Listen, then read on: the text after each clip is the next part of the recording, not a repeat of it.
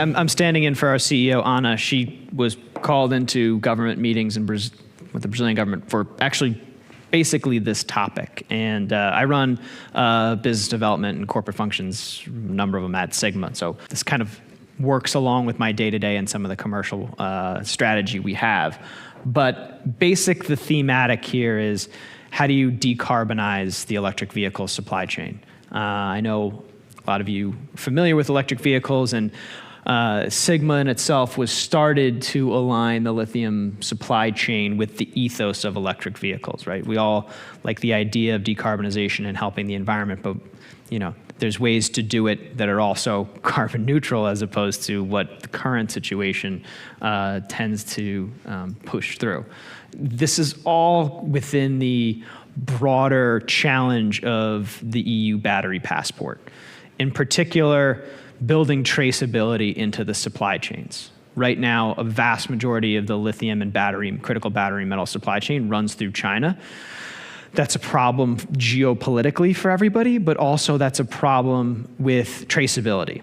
Don't really know where it's coming from and the carbon footprint of it. And EU in particular is at the leading edge of trying to build traceability and sustainability into the supply chain. And the industry is trying to work around that, but it's by no means just Europe. The US as well sees many significant and strategic merits to diversification of the supply chain away from the grip that China has. Now the challenge is how do you do this by also remaining low cost, low on waste? In the case of water, much of the existing supply chain happens in arid and semi-arid areas, and water and aquifer depletion is a problem. How you do it without significant chemical damage? Can you do it with clean power? Some of our peers in Australia mine lithium and run their plants off of diesel generators. Again, kind of fights back against the ethos of where we're trying to go here. In China, the chemical synthesis here works, the front end of it, with a big calcine oven. What are you firing that oven with? Oftentimes it can be coal, but it doesn't have to be. And then labor. What are your labor standards, right?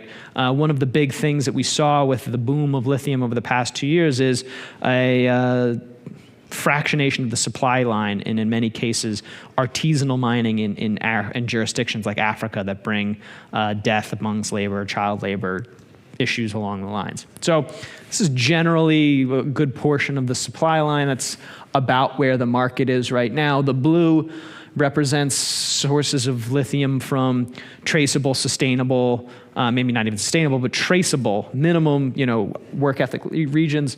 The red represents basically Africa and high-cost supply from China. So we have in this market a shortfall of product that would meet what we consider to be global standards, particularly those in line with electric vehicles. The problem is, again, how do you do it low cost? And oftentimes low cost means a race to the bottom, particularly in ethical standards. We've seen this in cobalt, for example. And the problem is the growth rates associated with this industry create shortfalls that have to be addressed quickly. And oftentimes those are corners cut, and that's problematic. Again, lithium is not scarce. It's critical. Getting it out of the ground fast enough is the issue. And we're dealing with an industry that even this year, where we hear a lot about slower electric vehicle sales in the US and Europe, still growing 20 to 25%. We're gonna need 5 or 6 new Sigmas every year to come to market to fill that. So shameless plug time. Talking about Sigma, we are the 5th largest hard rock mining company for lithium in the world. We're the 10th largest lithium producer. This is kind of just an overview of our site. What makes Sigma unique is we deliver a source of lithium that is zero carbon, has zero tailings dams, uses zero potable water, recycles all of our water, uses clean energy as our base form of electricity, no chemicals. A lot of that's possible through our geology and our processing technology, but at the top of the screen you have our crushing circuit. On the right is our primary beneficiation complex, water recirculation filtration, and our tailings dry stacker on the right. This is it during the day. We're in the process of doubling our capacity. The Brazilian government just gave us a 16-year loan, or 16-year debt at 2.5% interest rates. Very attractive paper. We're basically rebuilding this yellow block here where the red is to double our production.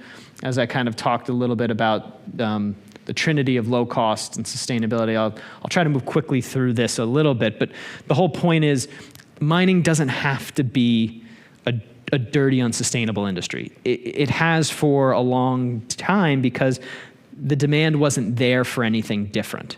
Critical elements, resources, gold, et cetera, the onus hasn't been put on companies to operate as well as they can or to think outside of the box. In many cases, people go to regions, they deploy existing technologies.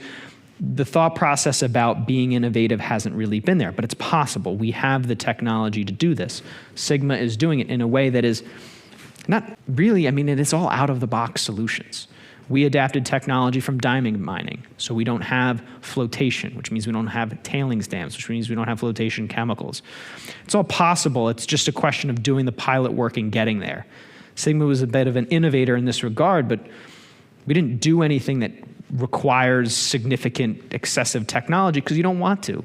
Everything should be off the shelf because if it breaks, it should be cheap to repair it. We benefit in Brazil. 90% of the grid is clean energy, either solar, hydro, wind, or nuclear. So decarbonization in some respects becomes pretty easy because a lot of the industrial complex is electrification. That's all clean. Where we have carbon, mining. But we're experiencing and generating new technologies, right? In Brazil, we benefit from biodiesel. But Libra, Cat, they're all coming out with electric mine trucks now too. If you can hook that to a grid that's clean, we have what we're experiencing or what we're exposed to is only 0.27 kilograms of CO2 per ton of concentrate we produce. It's really actually not hard to decarbonize these mining situations. And with that, to go full net zero carbon, we're only spending $750,000 a year. It's $3.60 per ton of product we sell. So it's the display here, the point here is, we benefit a lot from Brazil, but it isn't difficult to do this. It's just different. As for us, we call it the river of poo, Schitt's Creek, however you want to call it. We pull water from a non-potable stream. It gets processed, so no consumable waters. Water's recirculated, so we reduce our pull on that. Dry stacking also allows us to sell our tailings over time or upgrade them. So we come, when the market conditions allow, we have a zero tailings process. We donate, as you'll see, we donate our gravel for roads. We can reprocess it, anything above 1%, and the rest gets made into blocks that we donate for infrastructure around our community. Tailings dry stacking preserves the value of the lithium because any lithium lost in our tailings process can be reprocessed. Also, there's no cost with the tailing dam or ongoing environmental liability, and allows for a more sustainable remediation process. But here's the general, I'll be done with my shameless plug on Sigma in a minute, but this is the terms of the Brazilian government debt. What Brazil in general has done, and this goes into the ethos of the whole discussion here, is how do you deliver a product to the market that's clean and sustainable, but also cost efficient? And one of the big problems we've seen with the industry is trying to re-industrialize geographies which have de-industrialized over time. So you have to provide a supply chain through emerging markets. It's really the only way that's going to compete with China over time. Governments are now stepping in Brazil in particular, stepping in a big way because they realize this. The goal here is to allow for decarbonization of supply chains and to do so at highly attractive costs. And the Brazilian government is now putting the National Development Bank behind it. It's very calculated. They gave a $100 million loan to VW. They gave a $100 million loan to BYD. China, the West, gave us $100 million to help supply it. As long as you're in the industrial process, it's almost China in some respects. The government is there to support you. And we have, at the moment, perhaps one of the more progressive governments Brazil has had. And here they are stepping into industry in a big way to help support growth. This level of government intervention needs to happen to help lower cost of capital to enable this energy transition. We're seeing it in other regions as well. Canada is doing it. Australia is doing it. The U.S., God bless, we're trying, but it's there's a lot of it's hard to spend government money. It's both easy and difficult to spend government money in the U.S. and depending on where you fall. And right now, we're probably not deploying it as fast as we need to be. But governments in general are showing the desire and the need to step up. They're also showing that there is an appetite to diversify the supply chains away from China, and I can talk a little bit about that. But the challenge here is how do you diversify from China in a way that doesn't sacrifice costs? So here is a general footprint of the tons of CO2 per ton of lithium chemical, depending on the source. And this is obviously a huge issue with the buyer and the whole dynamics of electric vehicles. If you buy an electric vehicle, it's because you want to decarbonize, you don't want to know that for every ton of chemical, there were 45 tons of carbon. And when I talked about the fact that demand grew very fast and supply bifurcated and new sources came in, on the left here you have lepidolite, which is a very low-grade lithium material in China. China has been a very big step function into the supply chain. A lot of that is lepidolite. This stuff is an environmental catastrophe. For every ton of chemical or lithium you dig out of the ground, you have to move 150 to 200 tons of rock. This is basically digging up your backyard to get a ton of chemical. But it's a source of supply in a market that needed it. Unfortunately, processing all of that creates carbon. Spodumene, this is what you consider or what we sell, lithium concentrate. Depending on the way that it's converted, can deliver between 13 to 15 tons. And again, a big part of that is some of our peers in Australia run their plants off diesel generators. Problematic. Brine, this is probably perhaps what you're most familiar with. Chile, Argentina, the big solar evaporation ponds. The sun does a lot of the work for it, for concentrating that brine. In the end, creates a very attractive carbon footprint, 5 tons. DLE, direct lithium extraction. This is without using the big solar evaporation ponds and actually pulling lithium directly out of the brine immediately, can be even lower. Sigma, and I'm using Sigma here because we're the first in Brazil, but there will be more of us. If we use best-in-class China, i.e. if that big furnace that I talked about is fired with electricity or gas as opposed to coal like the 13 to 15, we can get you down to 2.5. In average, the average conversion plant, we come out at 5. This is the goal, a situation that creates a much better environmental footprint. The problem here is, and this isn't just me, this is everybody now talking. I'll give you a couple slides around headlines just to paint the global picture and what we're dealing with, right? So here's the backdrop. China's monopoly on processed lithium, and China controls 80% of global lithium chemical production, right? Despite having less than 7% of reserves. China doesn't have the material itself to supply themselves, but they have built the chemical capacity in 2019 and 2020 when the industry was down to process all of it. However, we have now way too much processing technology. It's created a problem because companies want to invest outside of China for this, but the average utilization rate, this says 40% last year. It's probably closer to 60 now. But nobody really wants to invest in an industry that's got 60% utilization rates. It's not attractive for returns. But we wrestle with this situation where so much of us depends on China. The other side of that, beyond just the carbon, well, I should say, at one end we have the carbon problem of China. On the other end, they're actually really good at processing it. And there's a few different reasons, but primarily it's because 2 reasons. One, think about this. We ship a product that's 5.5% lithium to China to get processed. That means 94.5% what we sell is just waste rock. What happens? It goes into a big furnace, it roasts, then you put sulfuric acid on it to create lithium sulfate. From there, lithium sulfate gets moved into lithium chemicals. Okay, fine, easy enough. Well, that 94.5% lithium or sulfuric acid tainted waste rock is a bit of a problem. You can't really remediate it that well, but you can drop it into the cement industry. In China, that goes into concrete and cement binding. it can work in China because China is an EM economy that is heavy concrete and cement based built. Also in China, big cleaning industry, a lot of people, some of that byproduct moves into cleaning supplies. So there isn't really any waste at the end of the day for this network within China, but it does create problems when you think about where else you can build this stuff. Europe, for example, you have a big oven.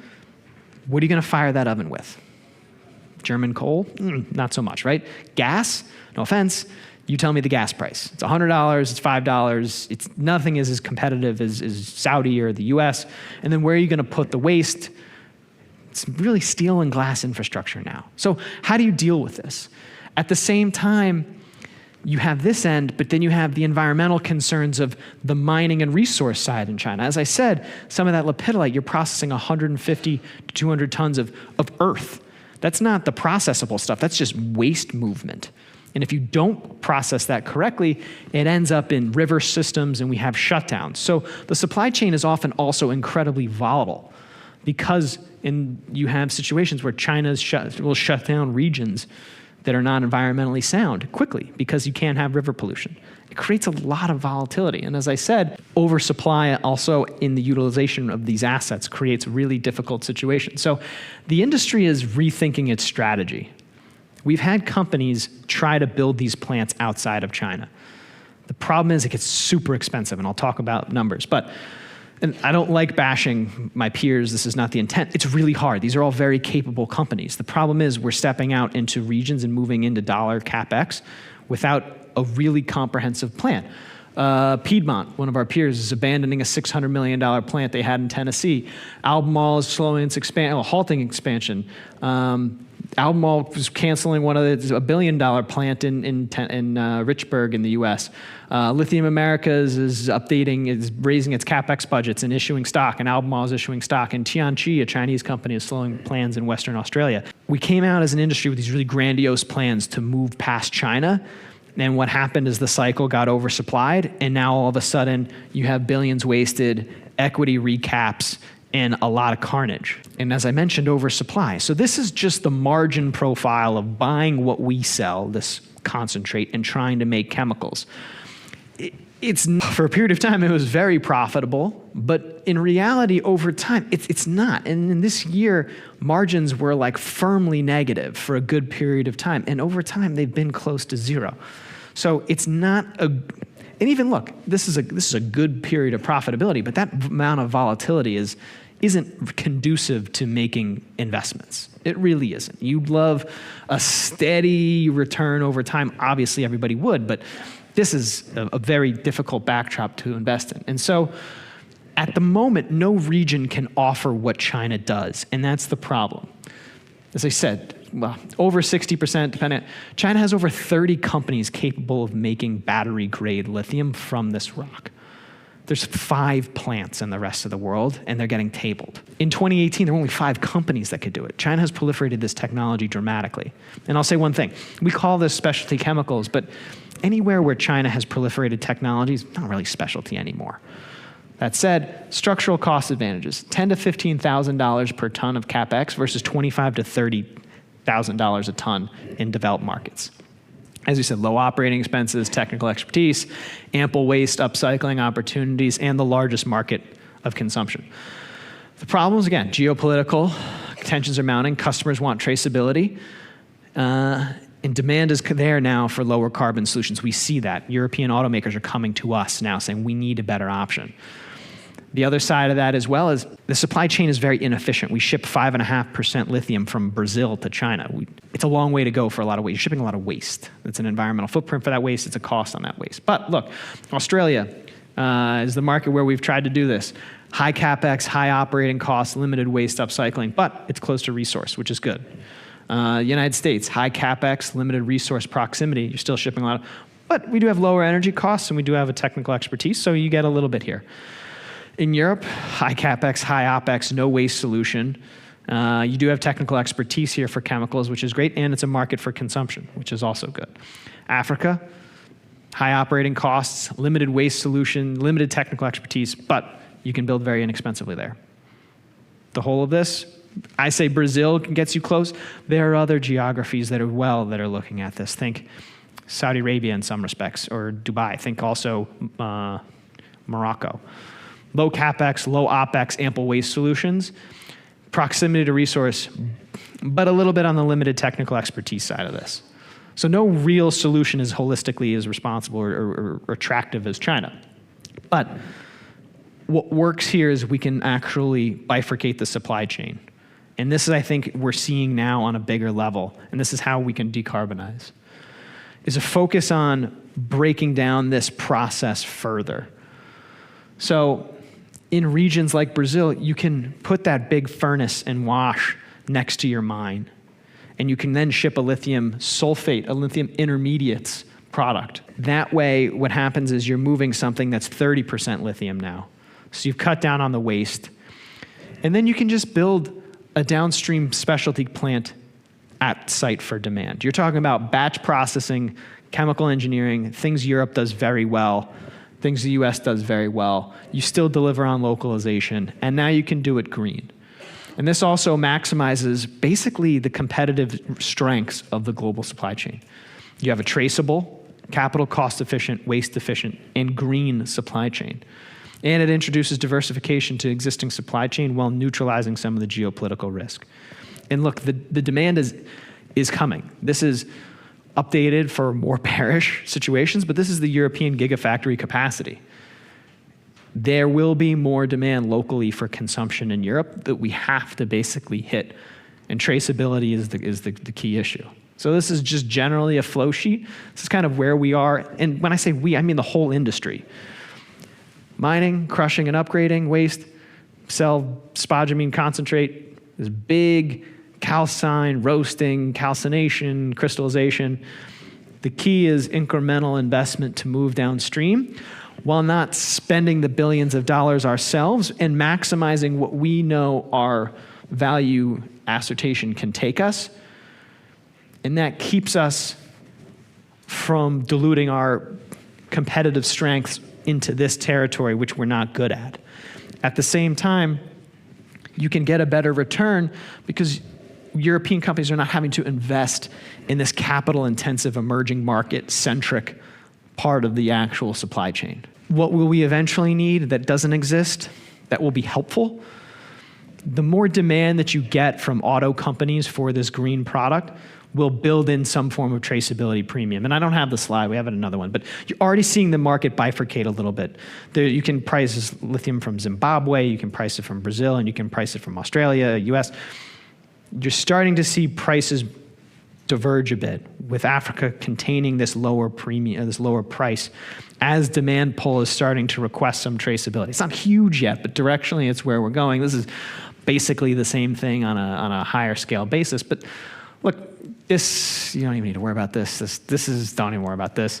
That's, at the end of the day, like, these are just to show the average margin structure of a chemical plant. We have what we consider to be a superior product at Sigma.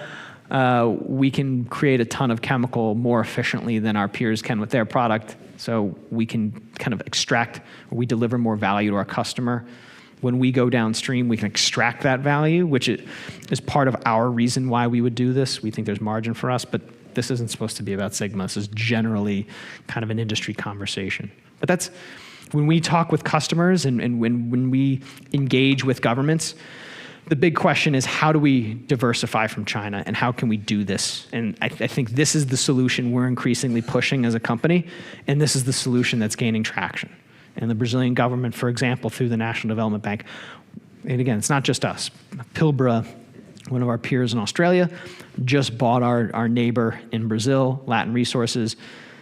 We've had conversations with them. They view this again as a similar way, and the Brazilian government will step in to help, particularly when it gets to decarbonization. So that's, in our view, how the industry moves out of this current kind of rut, or the stalemate that we're in. And that, I'll stop there. I don't know if anybody have any questions or not, but that's the presentation. Thank you for that, Matthew. So we open up the floor for questions, and you raise your hand, and one ear will be there in a second. I have one question here because now you've shown us the path, so to speak. Could you give us a time frame if, let's say, all ducks in a row, the stars are aligned? How many years will it take for us to be there? And I'm connecting that question because I believe that the year 2050 is an important year. Yeah. No, we can do it a lot faster than that. Look, the demand pull has to be there. We're not going to spend a significant amount of money ahead of to develop this. Now, we already have some European companies that are looking at building inbound for lithium sulfate.